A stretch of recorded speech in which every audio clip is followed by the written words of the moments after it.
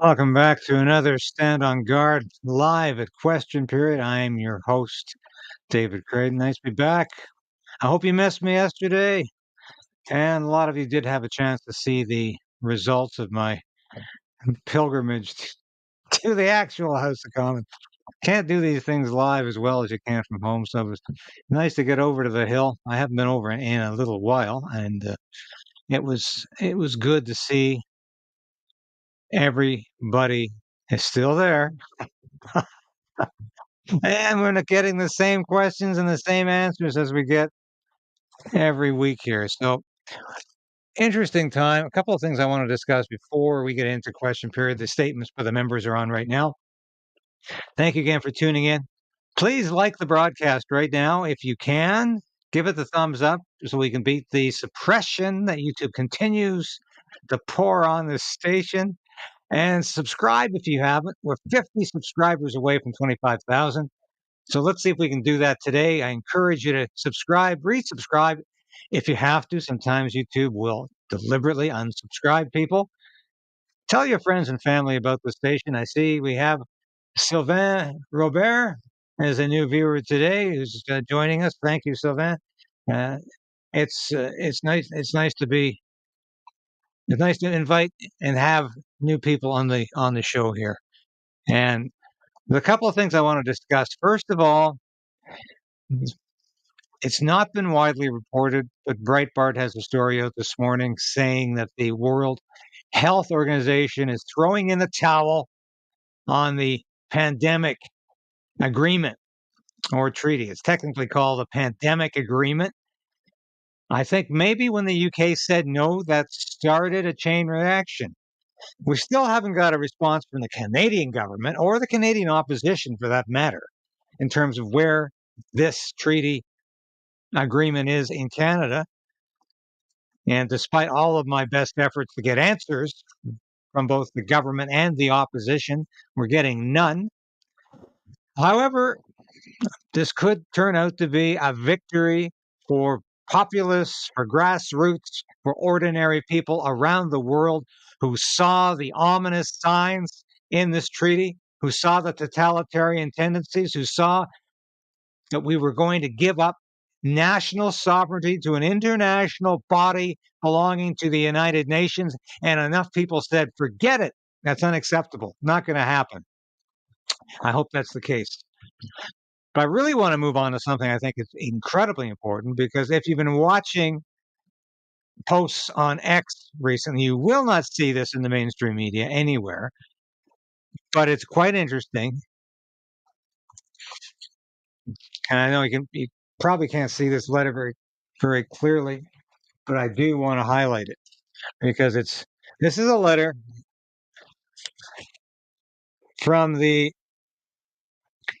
House of Representatives Committee on Energy and Commerce. This is like a parliamentary standing committee in Canada, to the Director of National Intelligence. This is the guy who coordinates all 18 of the United States intel agencies, and it's a massive so-called community in the United States. Way too many groups involved in this, way too many groups involved in intelligence. However, Avril Haines is in charge of it. So this committee reports to Mr. or is it? I think it's Ms. Haines, actually, because it's Director Haines. We have no idea what the gender of this individual is. I'm assuming it's a female, Ms. Haines. And the committee reports that recently disclosed information from Canada provides additional insight into the interest and activity months leading up to the pandemic. And in Canada, it was revealed that Canada's highest security lab, where Ebola and coronaviruses are studied, was infiltrated by Chinese scientists receiving secret payments from China's military. This information was revealed in a report from the Canadian Security Intelligence Service in February 2024, following a 2-year investigation. Two scientists at Canada's high security infectious disease laboratory, and these scientists are named, provided confidential scientific information to China and were fired in 2021 after a probe concluded that Dr. Key posed a, quote, realistic and credible threat to Canada's economic security. It was discovered they engaged in clandestine meetings with Chinese officials. And CSIS discovered that Dr. Key had applied for and likely received a position under China's Thousand Talents program. And it goes on. This is interesting because this information has been essentially locked up. Here's an interesting timeline I found on X. July 2019, the RCP escorted 2 Chinese scientists out of the Winnipeg lab for sending deadly viruses to Wuhan, China. January 25th, 2020, supposedly first case of COVID in Canada. I didn't know this. On February 4th, 2020, Winnipeg lab director Dr. Frank Plummer unexpectedly dropped dead while in Africa at a conference. Coincidentally, this was just 9 days after COVID supposedly struck in Canada. June 2021, Trudeau defied order to produce documents detailing why the Chinese scientists were fired from Winnipeg lab. Now, that's exactly what has happened here. Trudeau has been stonewalling, has been stalling, has been refusing to release the documents, even though the speaker at the time, Anthony Rota, the same Anthony Rota who was implicated in the invite to the former Waffen SS officer, Yaroslav Hunka. Well, of course, Trudeau was involved with that too, but he won't admit it. Rota asked Trudeau to hand over the documents in the national interest because this is something he thought all Canadians should know about, because this was an embarrassing breach of security. Now, nobody involved in this wants to use the word spy or spying. Now, I'm not suggesting these doctors, these scientists were ever charged with espionage or spying. I'm not suggesting that their job was as spies, or at least their primary job was as spies, but I am saying that what they were doing does constitute spying. They were spying on Canada in a Canadian biolab and sending information, documents, and material back to China and getting paid for it. This is a scandal, massive scandal, but we know nothing more about it now than we did when we first learned about this in March, over 2 months ago. Absolutely nothing has emerged. The committee looking into it has been shut down twice. And we need more information about this. We need to know what the hell happened in this biolab and why Canada put up with it apparently for 2 years. You can't tell me that nobody knew about it. Did Justin Trudeau know about it? And did he expect a quid pro quo from the Chinese for allowing this to happen? That's just a question. But I believe we need that answer. Did Trudeau expect the Chinese to help him out, to assist him, to pay him back for allowing Chinese scientists to stay in that lab for 2 years and do their dirty work? Now, this is an outrage, but we're not getting it. What does it take? The U.S. Congress has to say Canada's such an amateur hour that they've got Chinese spies in their lab, their top secret lab. Nothing's done about it and nothing's explained afterwards. Well, that's exactly where we are with this story. Nothing has been explained except the documents are out there, find them. This is unacceptable. And I am sick and tired of putting up with this BS from this Liberal government.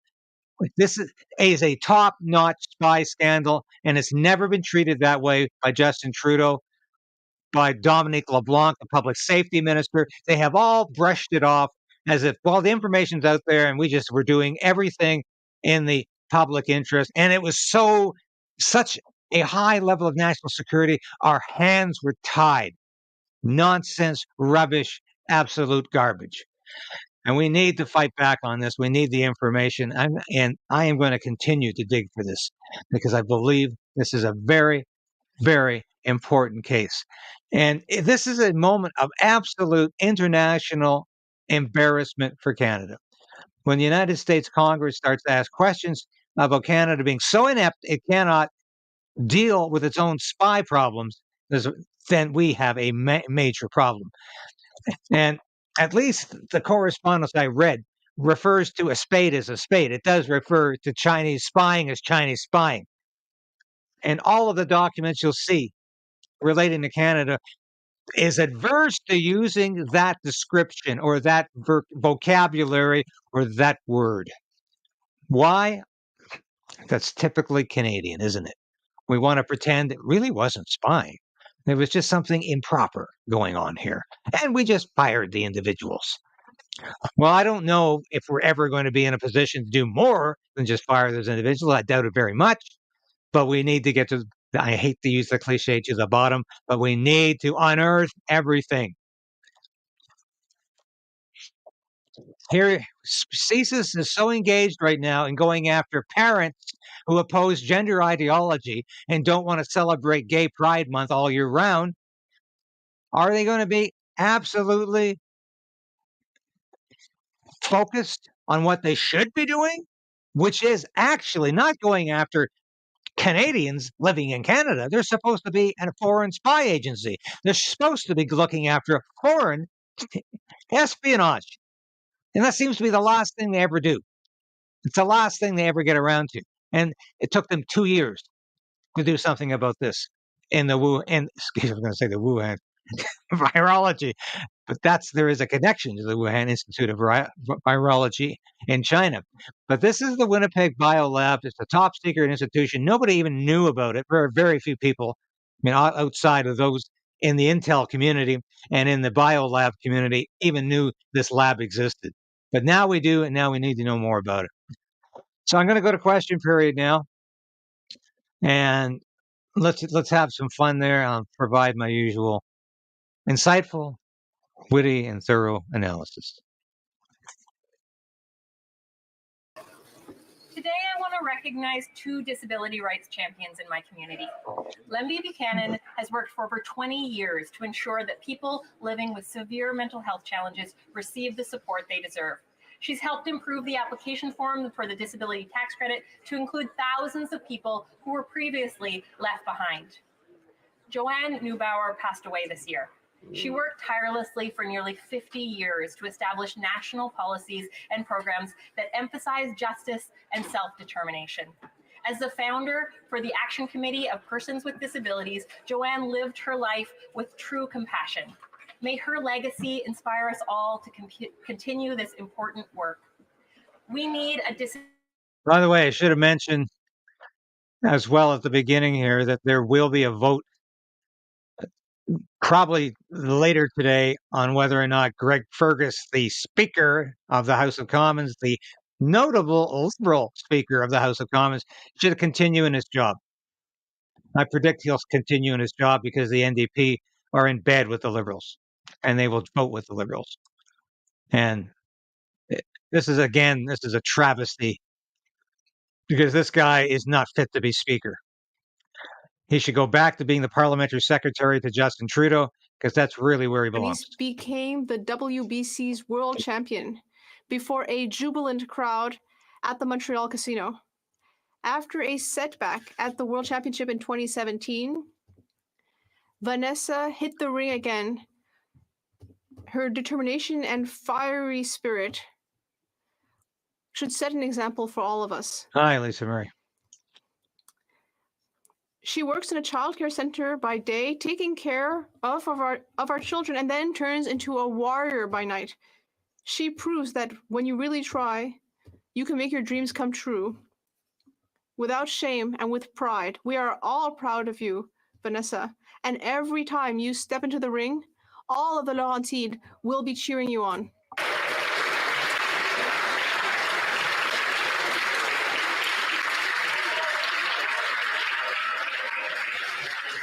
The honourable member from Peterborough, Kawartha. There is no chance the housing minister will reach his housing target promises. That is a direct quote from Richard Lyle, president of the Residential Construction Council of Ontario. He testified yesterday in the Human Resources Committee and went on to say, "We are staring into a pit. What we are saying is that when cranes are coming down, they are not going back up." After 9 years of this Liberal NDP Prime Minister, housing costs have doubled. And yesterday's testimony from housing experts confirmed what Conservatives have been saying. The first-time home buyer is pretty much extinct, said Lyle. Thank you, He said Sylvain. we effectively tax housing like alcohol and tobacco. It's like a sin tax. It doesn't make sense. Clearly, there is no chance that Prime Minister can or will help Canadians. It is time for common sense conservative policies where development fees are not the highest in the continent and we restore the dream of home It's a good one, ownership. Tammy. Well done. The honourable member from Ottawa West Nepean. Mr. Speaker, this week marks the 25th anniversary of the arrival of the Kosovo refugees who fled the brutal conflict there in 1999. Today, the Canada-Kosovo Parliamentary Friendship Group welcomed a delegation from Kosovo Who do to you think celebrate started the that occasion. brutal conflict? 25 years after their arrival, we celebrate the invaluable contributions of Kosovo Canadians to our society. They are contributing as doctors, as business owners, so funny members listening to of these the people. Canadian Armed Forces, music and cultural leaders, scientists, I was and so much over more. in that part of the world generosity of in those 1996, Canadians who so welcomed and helped them has been returned many times I understand over. why so many people This left the country. anniversary serves as a reminder I of think our we had shared something to do with humanity it, though. and our duty of compassion toward those seeking refuge. On this day, we will commit to continue supporting all those fleeing war and oppression. And we commit to honoring the stories of courage and resilience that can inspire us to be a more welcoming and inclusive society. Thank you. Questions orales, oral questions. Here we The go. honourable leader. The Honourable Leader of the Opposition. Food banks? Incompetence.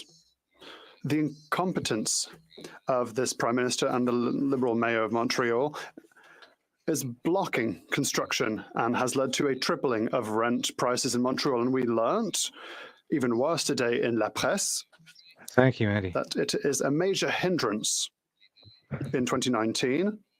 Obtaining permits, the time taken to obtain a permit has more than doubled. And the Prime Minister continues to spend $95 million for municipalities and mayors that are hindering construction.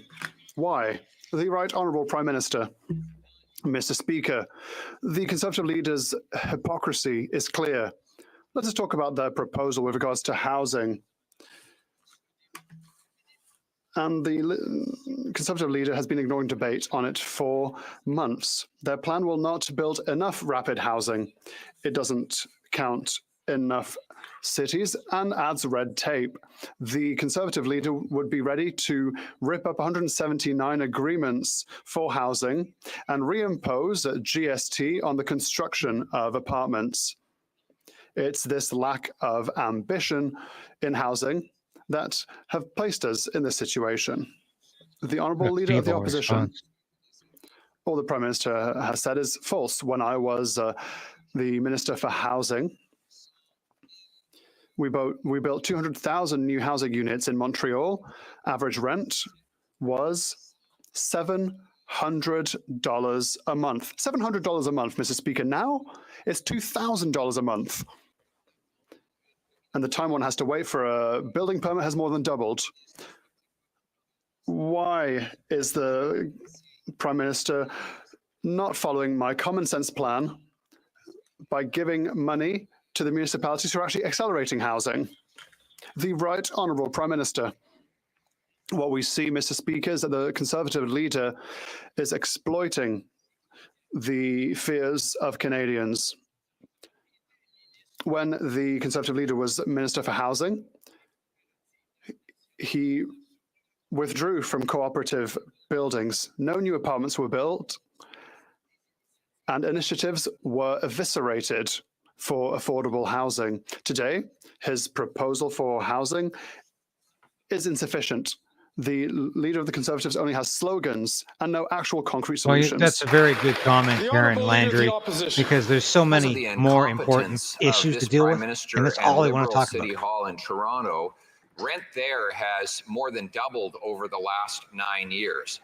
What's worse is that the Prime Minister's so-called Housing Accelerator Fund has given $500 million to Toronto, and only months later, the politicians in that city hiked up home building taxes by 20%.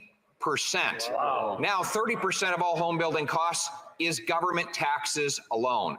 Why does the Prime Minister keep sending our money to build bureaucracies that block homes? How about sending our money to Ukraine, which Poilievre is responsible for too? We see the Conservative leader's hypocrisy on full display. Let's talk about their housing proposal, which the Conservative leader has been delaying debate on for months because he knows it's not ambitious enough. His proposal won't build homes fast enough, doesn't reach enough cities, and creates unnecessary bureaucracy. The Conservative leader would also rip up the 179 housing accelerator agreements and put the GST back on apartment construction. His clear lack of ambition on housing is partly how we ended up here in the first place. That's right. Honourable Leader of the Opposition. When I was housing minister, we built 200,000 homes in 1 year. Not 6. It was only $900, and mortgage payments were half of what they are today. Fast forward to present, the Prime Minister wants to has given $500 million to Toronto City Hall to jack up new taxes on home building. No wonder that when the president of the Residential Construction Council of Ontario, Richard Lyle, was asked whether the Prime Minister would keep his promise for 3.9 million new homes by the end of the decade, he said, and I quote, "No chance." Mr. Speaker, why doesn't he stop funding bureaucracy so that we can get out of the way and build homes? The Right Honourable Prime Minister. It is shameful, again, that the Conservative leader continues to exploit the very real anxieties of Canadians. When the Conservative leader was housing minister, let's talk about his record. He withdrew the government from cooperative housing. He supported the construction of 0 new apartments, and he gutted affordable housing initiatives and created new bureaucracies. His housing proposal today continues to fall short. The Conservative leader is simply all slogans and no answers. The Honourable Leader of the Opposition. My common sense plan to build the homes would reward municipalities that speed up permits and punish the politicians that get in the way. His approach is not only doubled housing costs, but he's built up Toronto City Hall with monstrous financial transfers so that they can block construction. Mr. Speaker, there have been 50 It really is pathetic at times, and I have to say it's pathetic. Encampments added in the city of Toronto in 6 weeks. Wow. There are 250 tent cities in Toronto alone. Is that his plan, to block homes and put up tents? The Right Honourable Prime Minister. Mr. Speaker, the so-called plan that the Conservative leader has put forward on housing does absolutely nothing to address homelessness or encampments. What we're actually investing in is hundreds of millions of dollars to help municipalities across the country build more housing rapidly, create the wraparound supports necessary to support people facing homelessness, and continue to be there on the most ambitious and comprehensive housing plan that this country has ever seen. This is part of what we're having to make up for the lost years in which he was housing minister 10 years ago. Lost years. Creating housing for Canadians. We've had 9 lost years. The Honourable Member for Bailey-Chambly. Now the blockhead's up. I've got a few comments to make there was here. A report. By the way, I called them blockhead yesterday when I was sitting in the public gallery, because I wasn't in the press gallery. I was in the public gallery yesterday with some relatives, and some idiot ahead of me heard me tell the bloc leader to go back to Quebec, and I thought the guy was going to kill me. These separatists are just so dyed in the wool and so obsessive and so focused on destroying Canada. They want everybody who criticizes them to shut up. Anyway, I've heard a lot of you are asking about the WHO agreement. I mentioned it at the beginning of the show. If you hadn't tuned in, there's a story in Breitbart today. I encourage you to have a look at it, saying that it's falling apart. That largely because countries like the UK are backing away, not because Canada is doing or saying anything, but because there is opposition and because a lot of the grassroots populist forces around the world are fighting back. So there's a chance. I wouldn't put all of my eggs in the Breitbart basket, but it's worth looking at, and I'm going to continue to look today to see if there's any other stories regarding this. But it's very possible that the WHO is backtracking on this. But certainly I've not heard anything from our Conservative members about this treaty, this agreement. And that's really quite shocking. But if I hear anything more in the next 40 minutes, I'll pass it on. Don't worry, we haven't missed anything. The blockhead is still up here. And it's the Commission that requested these documents. Will the Prime Minister promise his full collaboration and unconditional collaboration for this Commission from here on in? The Right Honourable Prime Minister. Mr. Speaker, as government, we shared with various investigative commissions more cabinet confidence than any government in the history of our country. We know how important it is to show Canadians that they can trust our public service structures in our intelligence bodies and in our government to counter foreign interference. And that is the reason for which we have shown ourselves to be transparent and open with the Commissioner, with all commissions. In fact, we will continue to show the work that we are doing as a government. The honourable member from Burnaby South. The hospital in Moose Factory was built nearly 70 years ago. The wood roof is caving in. There are no elevators. Patients and staff deserve better. For 2 decades, the community of James Bay has been pushing the federal government to build a new hospital. The Liberals promised funding, but in the last budget, there wasn't a single cent for the hospital. The province and Winnebago Area Health Authority are ready to go. Will the Prime Minister finally fund the new James Bay Hospital? Yes or no?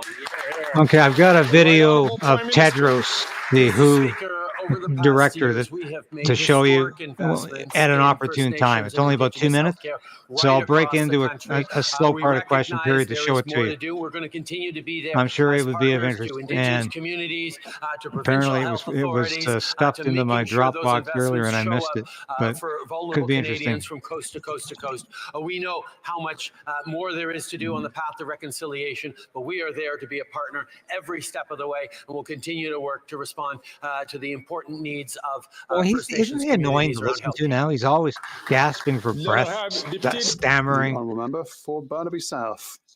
Still so proud of himself. The community and needs to build that hospital. Yeah. The transport collective. Public transit in Montreal. Well, then why don't you do something about it, Judgment? It's running out of money. You're Justin Trudeau's left arm. Do something about it. The greater number of people will lose their public transit. What a phenomenally hypocritical man. The Liberals are abandoning Montrealers.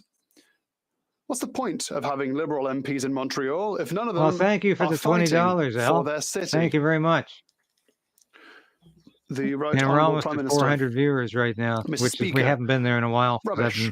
We have been here sitting to on this broadcast in transit more than any previous government. And as a proud member from Montreal, our actions for the Blue Line, for the REM, our actions to continue in investing in transit in Montreal, like is the case in Quebec City and throughout the country, will continue. We have implemented an infrastructure program to invest in a permanent and sustainable and recurrent way for decades to come in transit, and we'll continue to be here for Montreal, for Montrealers, for Quebecers, and all Canadians when it comes to transit. The honourable member from Kelowna Lake Country. Mr. Speaker, after 9 years of this NDP Liberal government, Canada's housing crisis is only getting worse. The Liberals claim in Budget 2024 that they're going to build 3.87 million homes by 2031. And that would mean a new home completed every 57 seconds every day. At the Housing Committee, I asked Richard Lyle, a home building expert, if this was realistic, and he said, not a chance. The Prime Minister is not worth the cost of housing. Will this Prime Minister stop funding photo ops and start building the homes that Canadians desperately need? It's not too yellow today, yeah. The Honourable Minister for Housing, Infrastructure and Communities. Mr. Speaker, with the recent housing plan, we've set out to build the number of homes that's actually required to solve the housing crisis. With respect, Mr. Speaker, it's disappointing in the extreme that the Conservatives won't even set a goal that will solve the problem. What's more interesting, Mr. Speaker, is the member who posed the question actually had her community benefit with a $31.5 million investment to build more homes in Kelowna. She's advocating that that money is taken away from her city and be replaced by a program for which Kelowna is ineligible. Most MPs advocate for investments in their community. It's disappointing my colleagues doing the opposite. This guy is a failure with a capital F. Kelowna Lake Country. Well, Mr. Speaker, it was announced just this morning that, in fact, housing starts are down in my community and also across the country. Wow. And in 2015, people could actually afford a home. 9 years of this NDP Liberal government has only brought us a housing crisis. And the head of the Residential Construction Council of Ontario said that construction is down there. And we are seeing this across the entire country. He said high financing costs and development charges means home builders are sitting at home instead of building homes. So since this Prime Minister has no meaningful plan, will the Liberals vote for our housing bill put forward by the Conservative opposition leader to build the homes, not bureaucracy? The Honourable Minister for Housing, Infrastructure and Communities. Mr. Speaker, if she argues that housing starts in her community are down, why is her solution to cut funding for housing in her community? It's endemic to the Conservative approach. When you actually look at the plan that they put forward, it includes a tax hike on new apartment construction. It includes cuts to the programs that fund affordable housing, cuts to the programs that fund cities to build housing, cuts to the programs that allow young people to get into the market for the first time. The cuts are so extreme, even Conservative premiers are crying out, threatening to call snap elections in order to avoid the prospect of Conservative cuts. Cuts will not build homes. Oh, yeah. That's the reason, Johnny boy. Class with a capital K. Member from Tobic-Mactaquac. After 9 years of this NDP Liberal government, Canadians are hungry and homeless. Yesterday, it was confirmed at committee what Conservatives have been saying all along, that this housing minister will never meet his targets. In St. John, New Brunswick, the lack of housing options are leaving a family in a leaky, moldy apartment, and the father of four, Corey Hamilton, is worried about the health and safety of his family. 10 new people a week are going homeless in Halifax in the minister's own backyard. When will they stop funding photo ops and start building homes Canadians desperately need? The Honourable Deputy Prime Minister and Minister of Finance. Mr. Speaker, even Conservative premiers she's so perturbed. The damage these cost-cutting austerity Conservatives would wreak on our country. My. The only thing these Conservatives know how to do is cut. That's their phrase of the week, by the way. 18 times yesterday. 750,000 young Canadians to save up for their first home. They want to cut support for infrastructure that is allowing municipalities to build homes.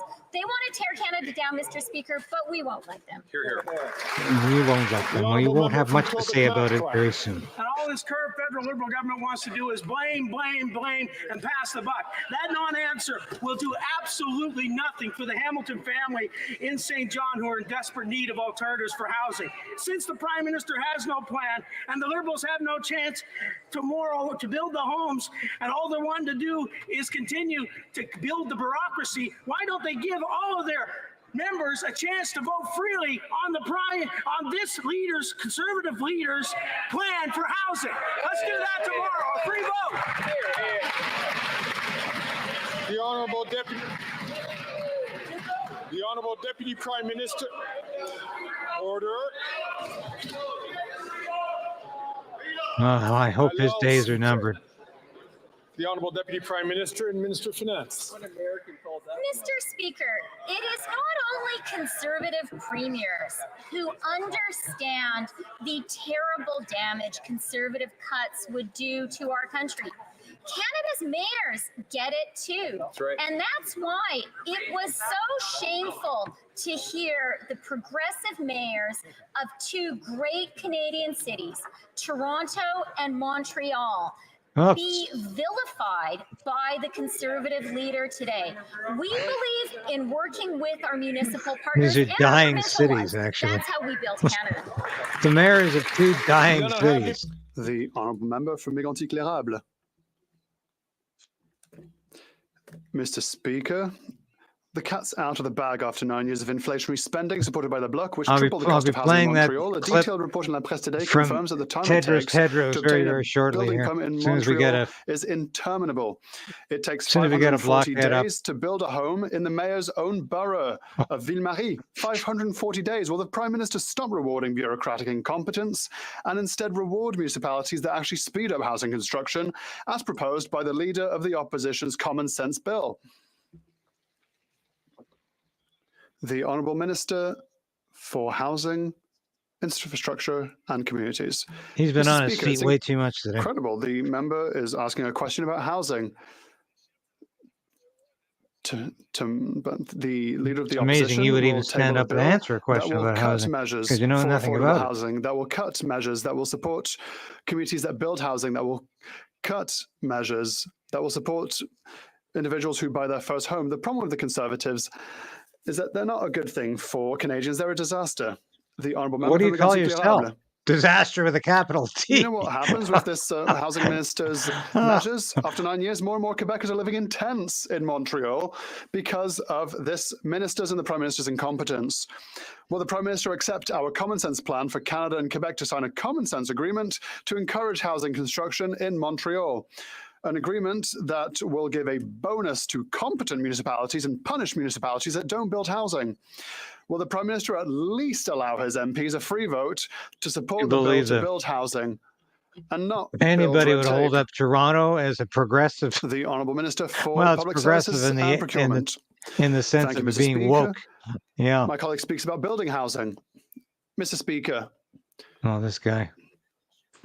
Do you know how the Conservative leader, how much the Conservative leader built when he was a housing minister? He built 6 entire affordable housing units. They've all memorized that because it's a low number. During his entire mandate.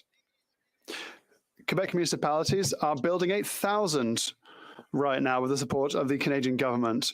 So that's and they're going to be ghettos within 6 months. Municipalities with the Conservative leaders. These people are just so simple-minded. They can remember 2 statistics. 6 homes that Poilievre allegedly built, and 8 out of 10 Canadians getting more back from the carbon rebate. That's the only statistics they care about. And they're both lies. The worst economic sector in Quebec when it comes to being able to use French in the workplace. Yesterday, we asked the Commissioner for Official Languages about this. He reminded us that complaints about the language of work have not gone down this year. They've actually gone up. It's in the Gatineau-Ottawa region that the number of complaints are the highest, at the very heart of the federal apparatus. Are we talking about language problems again? When will the Liberals stop the federal administration from becoming an anglicization machine? Oh, it's such a crisis. President of the Treasury Board. Not enough French being spoken in Ottawa. Mr. Speaker. It's a crisis, I tell you. We know that the... Okay, time to show you Tedros public here. Service that will be able to serve Canadians. Canadians can obtain service in the official language of their choice. That is a fundamental aspect of our public service. And so that's really very important. We have given it your best. And as I said, the issue now is, okay, we are where we are. We have traveled a lot. We have progressed a lot, but where are the bottlenecks and how can we recalibrate and move? I think that's very important. As you know, when we started, the reason you have decided to have a pandemic agreement was because of the impact of the COVID-19. We say on the record, more than 7 million people died, but actually, that's underreporting. The estimates show that up to 20 million people died. And the whole world was taken hostage. And COVID has affected everybody. Everybody. I don't know if there was anyone who has not been affected by COVID in many ways. Not only losing loved ones, but economic problems, loss of jobs, you name it. So that's why you said, okay, this impact is because the world is unprepared. By the way, still is. And you said we have to do something. So the second message I have is we have to always remind ourselves that because we're human beings, when the pain is really less, we tend to forget and move on. But of course we should move on. But we should also remember the problem that happened and not really rest until the solution comes. So reminding ourselves of all the losses we had and to say never again is very important. So when we look for the challenges we have faced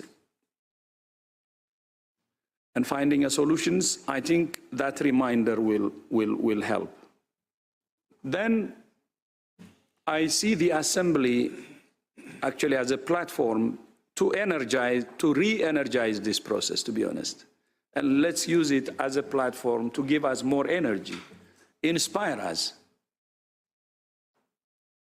So my wish is we will come out of the Assembly re-energized, inspired. We will try everything, believing that anything is possible, and make this happen. Because the world still needs a pandemic treaty, and the world needs to be prepared, because many of the challenges that caused the serious impact during COVID-19 still exist. Starting from equity, for instance, was the center of this negotiation. So still exist. And we should really prepare the world. So let's continue to try everything, and anything is possible. And as we always say, if there is a will, there is a way. So I'm still positive, to be honest, despite the outcome. That's what I am. That's what I believe. There could be hiccups. The issue is, what do we learn from it and move? This is not a failure. Even when I fail, by the way, many times, I try to learn what happened and then move on. Failure doesn't stop us, should not stop us. But this is not failure. You have really done a lot. You have progressed a lot. I don't call it failure. So it sounds to me that Tedros is throwing in the towel. And why is this not being talked about in question period today? What are we hearing in question period? Prime Minister and Minister Affordable housing? Mr. Speaker, Going on vacation? the Conservatives Nothing are about the what's party really of important. austerity. That's right. The So only I gave thing that they to know you. how to do All is you missed, cut, by the way, cut, was cut. more And so ridiculous it is questions no about surprise not that they enough want French to language in cut Ottawa. the carbon rebates that leave 8 out of 10 Canadian families better off. And you know what else they want to cut? They want to cut the National School Food Program. They want to cut early learning and child care. Yep. They want to cut dental care that already 2 million Canadians are benefiting from. Right. They want to tear Canada down, but we won't. Here, here. So there you have it. These fat cat UN, the globalists can be stopped. Prime Minister is not worth the And that's what we're here for. Alan and Willa, seniors from Melbourne who've worked their whole lives, have told me that they can't even afford a small vacation because everything is too expensive.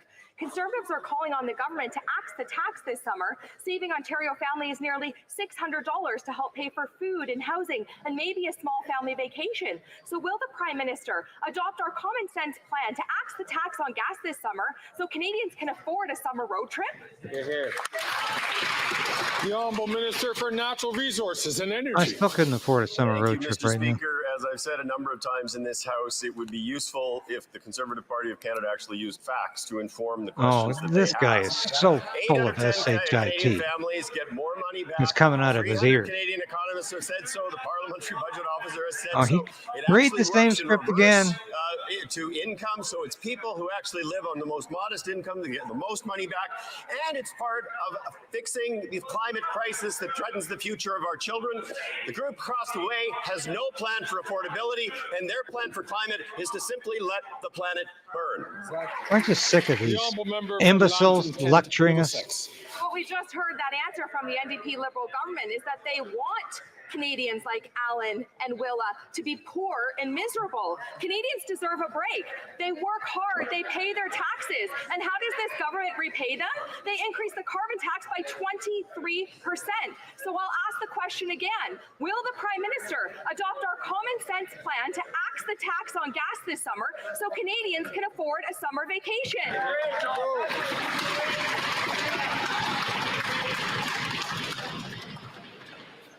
During the honourable member's question, there was a lot of discussion going on, nothing too radical. I'd ask members. Well, I'm glad it wasn't too much for you, Greg. We could all hear the questions and hear the answers. Well, you need to leave that chair. And Minister of Finance. Mr. Speaker, even Conservative premiers understand the absolute carnage that Conservative cuts would cause across our country. They understand that the only thing Conservatives want to do These people don't live on the same planet as you or I. They want to cut the National School Food Program. 400,000 kids are going to benefit from that. They want to cut dental care. 2 million Canadians already benefiting from it. And of course, they want to cut early learning and childcare. We won't let them do any of that. You won't have much more to say about it if there's any justice in the world. Flight attendants, who are predominantly women, work on average 35 hours a month unpaid. No worker should have to do their job without a paycheck. But the Liberals and the Conservatives have let the big airline CEOs get away with it. The Liberals have even given these airlines millions in handouts. And recently, the Liberals told flight attendants that they should simply file complaints with those same CEOs who are ripping them off. I believe the NDP like to pretend they're part of the opposition. Instead of holding profitable CEOs to account. Yeah. They should, The Honourable Minister of Labour. Aware Canadian Airlines they should be wearing bags over their heads. The government does not regulate wages in companies aside from setting a minimum wage. Employers must pay their workers no less than the minimum wage for all hours of work performed, which is protected under the Canada Labour Code. This is an issue we take very seriously, and we are monitoring it closely. Thank you, Mr. Speaker. The Honourable Member from Skeena, Bulkley Valley. Mr. Speaker, people with disabilities are still waiting for this government to protect their dignity and their safety when they travel with Canadian Airlines. We've heard story after story about people being injured, mobility aids being broken or lost. And the Liberals' response? They held a summit where there was yet again more talk and very little action. The only announcement from the summit was the airlines earnestly promising to do better in the future. The minister can do more than simply ask politely. He can lay down the law and set proper rules. The NDP always has these little boutique criticisms because they can't admit that they are in cahoots with the government. In supporting persons with disabilities, be they traveling from point A to point B. That's it. That's it, Keith. It's the dog and pony show from the NDP. They've got nothing else to talk about except non sequiturs. The airlines industry and persons with disabilities to sharpen our pencils to make sure that persons with disabilities can travel with dignity. We are doing this work. We're making sure that Canadians can travel in a dignified fashion. Thank you, Mr. Speaker. Good answer. Anyone who travels by air knows it's not dignified. We have an abundance of talent in Atlantic Canada's colleges and universities. The cutting-edge research and innovation produced in my region strengthens Canada's competitive here's a advantage nice and drives softball. growth in key industries like manufacturing, clean energy, and ocean sustainability. Can the minister responsible for ACOA tell the House what our government is doing to support researchers and entrepreneurs fueling East Coast innovation? Good question.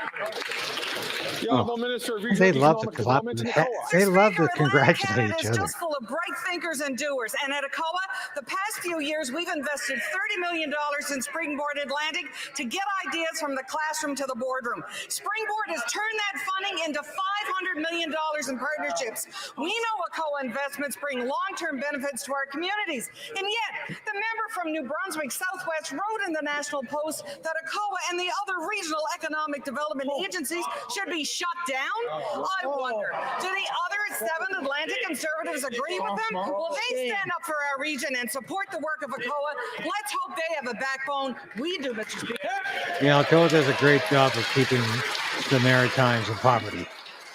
That's what they've been doing for decades. From Cumberland, Colchester. After 9 years, this NDP Liberal Prime Minister is not worth the hunger or the homelessness. The pain of their financial mismanagement is coming home to roost in my hometown, where they came to visit. But what they didn't know is the Colchester Food Bank is serving 148 more households that's than Marnie. they did That's the year funny. before. These are real people, not statistics, and they deserve better. I asked this question on Friday, didn't really get much of an answer, but maybe I'll get one today. When will the Prime Minister axe the tax Don't bet on so it. Canadians can afford to eat again? The Honourable Member for Families. Mr. Speaker, we all suffer Well, when we see that's fellow when we all Canadians say, suffering. I'll have a scotch which is and why soda. We set concrete poverty reduction targets, a target to reduce poverty by 50% by 2030. There are 1.3 Jenna's such your favorite million barmaid. fewer Canadians Really, living that's in where she poverty should today be. than there were She was when great the in Friends, though, Conservatives wasn't she? were in government. That was her And in this Friends, includes wasn't it? hundreds of thousands of children. That said, more work needs to be done, which is exactly why Budget 2024 brings forward additional measures to strengthen our social security net. The Honourable Member from Cumberland, Colchester. Speaker, remember the opposite is avoiding the question, and the answer shows us just how much we need a significant change in government. The Where is CBC that? reported Sorry. last week that seniors in Lewisburg, Nova Scotia, have been going days and even weeks without a proper meal, and that some children are not attending school because they don't have any food. Easter, to take it's for true. lunch. They are Canadians going to be hurting, moving the and date. The government Yes, just doesn't seem to care. Again, when they will will be the Prime moving the Minister election axe date the tax so Canadians can quietly. afford to feed That's themselves? why you're not reading about it, and that's why you're not hearing any party in the House talk about it. Mr. Because Speaker, all the parties will benefit. the height of hypocrisy for conservatives to claim that they care about the most vulnerable among us. That's right. Let's talk about seniors, Mr. Speaker. 900,000 seniors across the country are benefiting from the GIS put in place by our government. And children in school, I agree Trudeau that it is taken a off again? I tragedy think for a so. kid to go to school hungry. And that's why our national school food God, he didn't program even will get a good provide drubbing meals today. for an additional 400,000 children. They are opposed to both. We take no lessons from them when it comes to You take no lessons from anybody because you're unable to learn anything. Leamington. After 9 years, this NDP Liberal Prime Minister is not worth the hunger and or homelessness. Food Banks Canada gives Canada failing grades as nearly half of Canadians are financially feeling the cost of living increases. Housing costs have doubled. Yes, I know, Laura Lynn Thompson. Thank you for the Food bank usage is advice, up 11% Estelle. in Windsor-Essex. 61% of Canadians are using food banks, and they're the first-time users. Mr. Speaker, we believe in bringing it home. The tragedy of this government is that there are people can't afford a home, let alone That's just food big. to put into it. Is So this many the tragedies sunny of this ways government. that this Prime Minister promised Canadians? The Honourable Minister of Health. Well, of course, we know, Mr. Speaker, that when the Conservatives had the opportunity to be in government, Euthanasias they are. focused, no attention on those that were homeless or vulnerable. We have not only met our targets every year to reduce poverty, but have taken important action. What the Conservatives essentially are saying is, in tough global times, we're here for you to cut your dental care. We're here for you to cut your diabetes medication. We're here for you to cut your child care. We're here for you to cut the supports that you need in difficult economic times. Canadians will see through that. They know who has their back.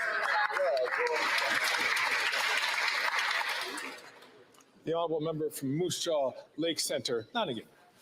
Mr. Speaker, after 9 years, this NDP Liberal Prime Minister is not worth the hunger or the homelessness. Nearly half of Canadians are paying more than a third of their paycheck on food. The Moose Jaw Food Bank helped nearly 8,000 households in 2023, up 58%. It's time to give Canadians back their dignity. Mr. Speaker, will the Prime Minister axe the tax, or will it take a common sense Conservative government before Canadians can afford to eat? Hear, hear. The Honourable Deputy Prime Minister and Minister of Finance. Mr. Speaker, we will take no lessons from these Conservatives when it comes to supporting the most vulnerable among us. Since we formed government, 1.3 million Canadians have been lifted out of poverty, including hundreds of thousands of children. But we recognize these are very challenging times in Canada and around the world. Don't give me that that is why we bullshit are with so challenging glad to be putting in times. place a national school food program. 400,000 kids will get meals because of it. How can the Conservatives vote against that? You know how? Missing a bus is a challenging experience. Going through 9 years of Justin Trudeau is way beyond challenging. Mr. Speaker, yesterday, the Minister of Immigration was asked about the distribution of asylum seekers. He replied that we were confusing reception capacity with willingness to receive. I'd like to remind him that Quebec has opened the equivalent of more than 50 schools with reception classes for refugee children this year. Now that's willingness. In the meantime, Ottawa is not spreading out asylum seekers or reimbursing the costs, and we see families sleeping outside for lack of accommodation. This is a problem of will. When is the minister going to solve his resolve issue and take action? The Honourable Minister of Immigration. Where are you, happy-go-lucky, where are you from on Vancouver Island? So you First, say it I'd looks like like downtown to Vancouver. underscore the participation Would that be Nanaimo? participation of the Bloc in terms of immigration. We're wondering why they haven't increased their capacity for several years, and the responsibility is shared between Quebec and Canada. That's what we've announced for weeks we're going to do, and we're going to see Just results, down the road. but this I'm is from a positive Comox. development in our relationship. The So I know Honourable Member for Parksville very Lac-Saint-Jean. well. And the With whole such island has comments, become it's easy to understand a why vast Ottawa drug has been sleeping den. on the issue of asylum seekers for months. If the minister still thinks that it's a question of will and not of capacity, he really hasn't understood a thing. Meanwhile, there are people lining up at food banks. There are people with no place to stay. There are schools that were already short of resources and now don't know what to do today. When is the minister going to understand that there are people who are at the end of the rope, and that there are people who can't take it anymore because the actions of his Yeah, it's government? like old home week. The Honourable Minister of Immigration, Nice to meet Refugees you, and Victor Citizenship. from Duncan. Mr. Speaker, I think that Spent the Quebecers best and years of my Canadians would life on agree with Vancouver me Island. by saying that $5.2 billion transferred to Quebec under the Canada-Quebec agreement is action. We're always ready to do more. It's also very clear that Canada, like many other countries, is facing an irregular migration issue, but we can meet up to this challenge with our provinces and territories as partners. From Fort McMurray, Cold Lake. After 9 years, it is clear NDP Liberal extremist drug policies have been a complete failure. Something everybody seems to understand except this NDP Liberal government. 100% of people recently polled were opposed to these dangerous drug policies that are flooding our streets with potent drugs. I quote, all believe this was a step in the wrong direction. What a country. What will it take for this Prime Minister to cancel his deadly and dangerous taxpayer-funded drug trafficking experiment? Maybe his own overdose. It might take The that. Honourable Minister for Mental Health and Addictions. Oh, what a waste of space this brought us. The member Excuse well my knows language. that first and foremost, diversion is illegal in this country. Yara Sachs, of the any drug narcotics. kingpin. Doesn't matter what they're Queen for, ADHD, pin. methamphetamines, or anything else of the sort. When it comes to prescribed alternatives, Mr. Speaker, it is one tool of many to combat the overdose crisis in this country, to save lives, Mr. Speaker. They choose an either or in a war on drugs policy that will leave people dead in the streets rather than getting them to health care. Shame on them, Mr. Speaker. Shame on you for not having a bag over your head every time you walk in the House of Commons. All you do is push drugs. 9 years of this You're a NDP drug Liberal pusher. government, That's all the you only are. thing that's dropped in price has been the price of hydromorphone, which, by the way, the street price has gone from $20 a pill to $2 a pill under their watch because of the diversion they have allowed. Police sounded the alarm, sharing that 50% of hydromorphone that they've seized has been from diverted taxpayer-funded drug trafficking schemes, flooding the streets with potent drugs and fueling new addiction. So the question is simple: when will they put an end to this dangerous program? The Honourable Minister. They don't want to for put an end to Mental Health and it. They want to kill as Addictions. many Canadians as possible. Mr. Speaker, I will say it again. Diversion is illegal in this country. And not only that, Mr. Speaker, Conservatives are trying to portray the fiction of our streets rather than the reality. The RCMP made it explicitly clear of what is happening with regards to diversion, and the numbers you're quoting are simply not fact. You The are facts full this of data shows that there's BS. no increase of hydromorphone in the past decade from drug seizures across Canada. Mr. Speaker, we are talking about saving lives. Where are they? How are you saving lives by pushing drugs? How are you Honourable saving member lives for by Charlebourg pretending au it's safe Saint-Charles. if the government gives it to you? You're a We moron. have learned in the Journal de Montréal You're that there halfway. are people using drugs in the streets near an elementary school in the Saint-Henri district of Montreal. Parents are having to step over people using drugs on the street and are traumatized and worried for their children. This situation is Yeah, the escalating across Canada. Can the RCMP's Prime in Minister confirm that he will Trudeau's not pocket. listen? Of course they That he are. will not listen to demands of They've the been city of that Montreal way to legalize the ever use since of he hard came drugs to office. in public They're spaces. Honourable gutless. Minister. They will not stand Yet up to him. again, the Conservatives want to play games with the lives of people who need health care. It's You're the one shameful, playing Mr. Speaker. playing games with lives. Decriminalization You're playing is Russian about roulette, and that's personal no game. possession. It has nothing to do with the control of substances in this country. Mr. Speaker, on this side of the House, people need prevention. They need harm reduction, which they refuse to acknowledge. They need health care. Stop criminalizing our loved ones and get them into health services.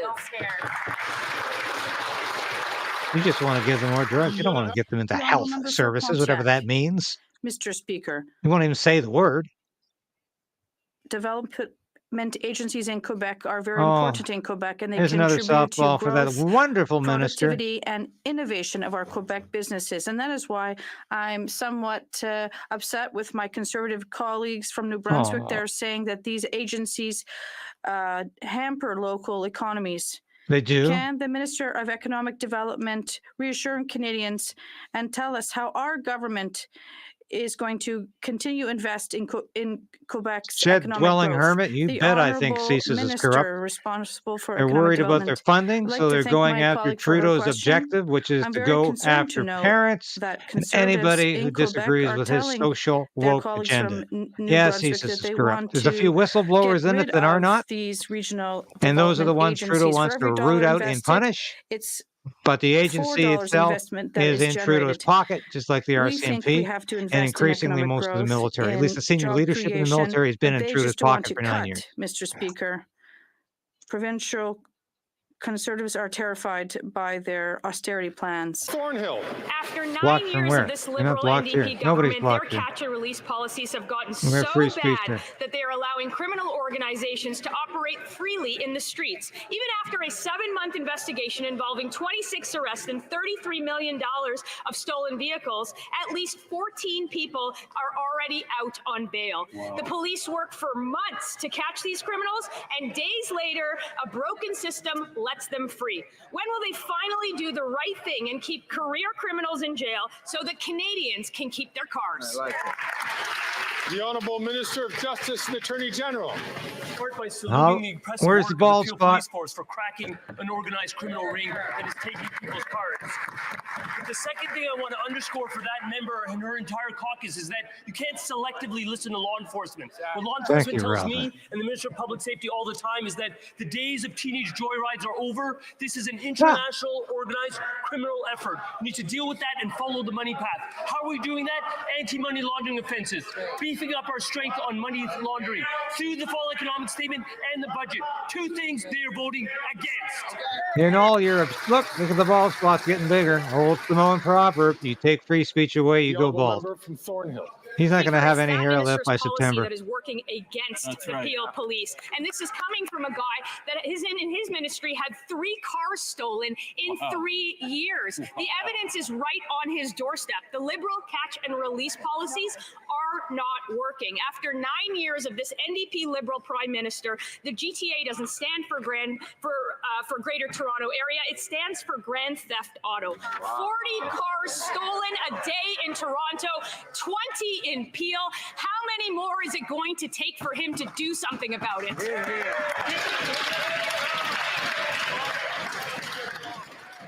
The Honourable Minister of Justice and Attorney General. In the last 3 months, we've held an auto theft summit. We've invested $170 million in addressing this issue through investments in law enforcement, through investments in CBSA scanners, through investing in information sharing through Interpol. What we're doing is working diligently to break up criminal networks. We're not pursuing failed policies like the Conservatives' approach year after year under Stephen Harper, most of which were struck down by the Supreme Court of Canada. Candy Cane, as I reported earlier, it looks like the pandemic agreement is going down.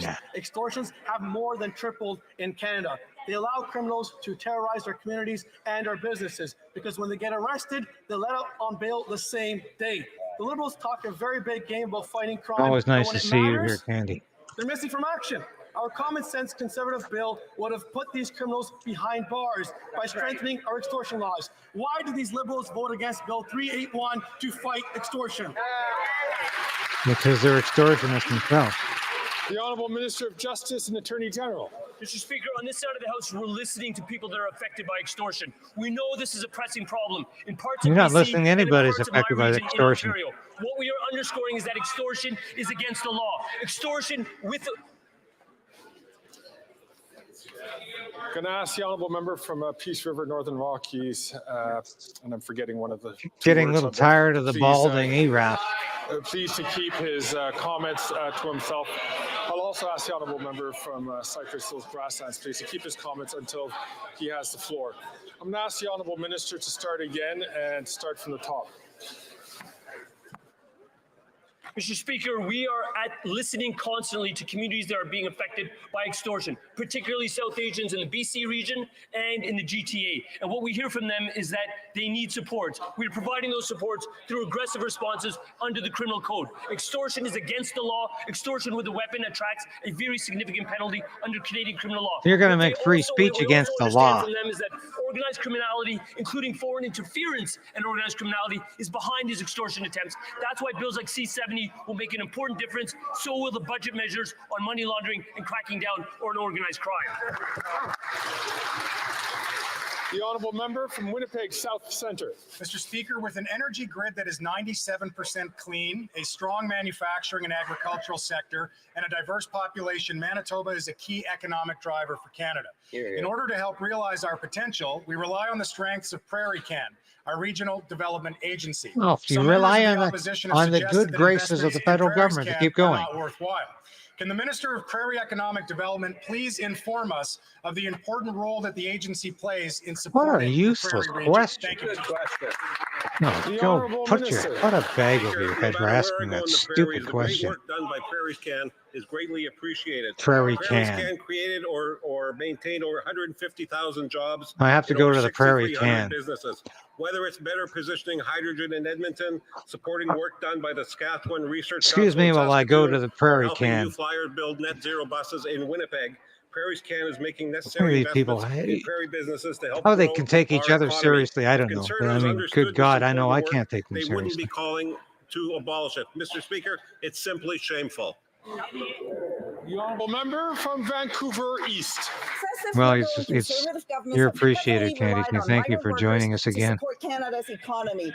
They're often underpaid and Candy racialized. King. They can easily fall through the cracks, leaving them undocumented through no fault of their own. They live here and contribute to our communities, and they pay their taxes. Yet without permanent status, they're often subject to exploitation and abuse. The Liberals say they want to regularize them since 2021, but empty words won't protect workers. Will the Prime Minister Blocked from, why are people asking if they're blocked? I don't block anybody on this. undocumented workers so that their basic human rights One person went on a timeout one time. That's the only thing I've ever done. The honourable minister I don't for block people Immigration, like, Refugees, unless they're and- saying something that's totally beyond the pale.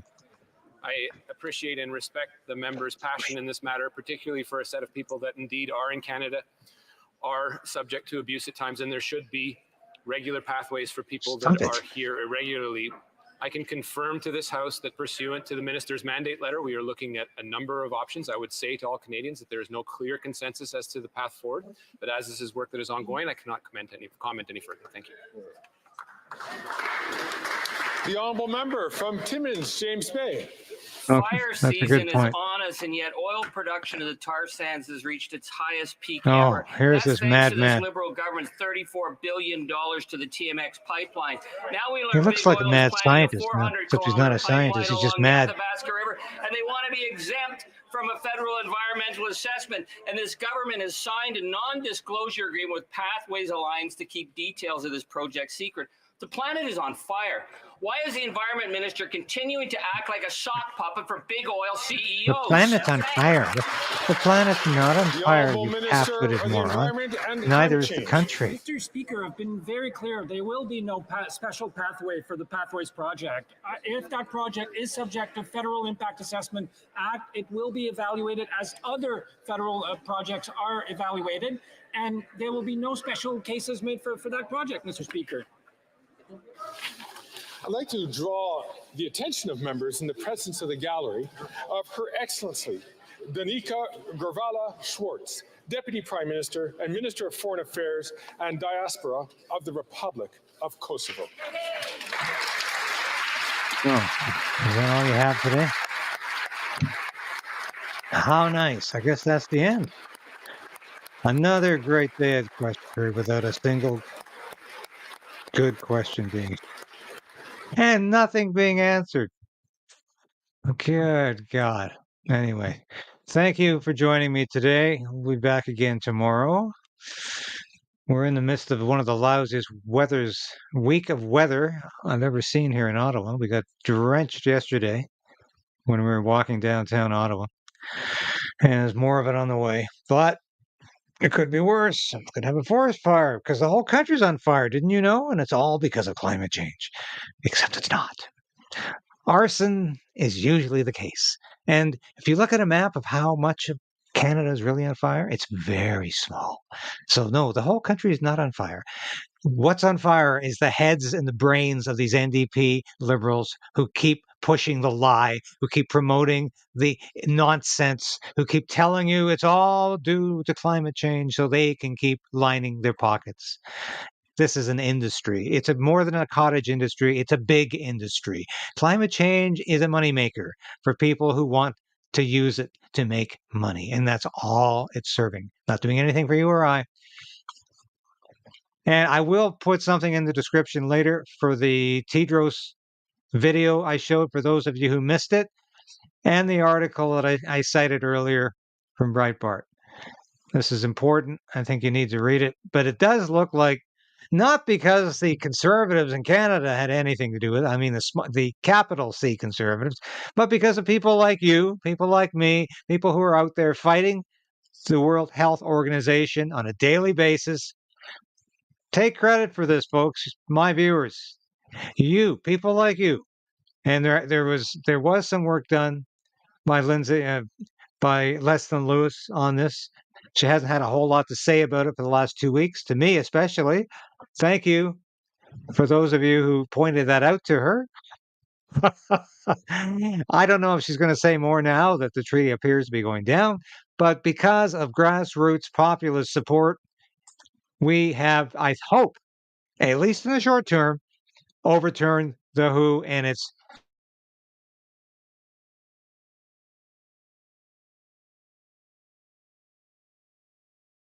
obsession. Thanks for watching today. I'll be back tomorrow.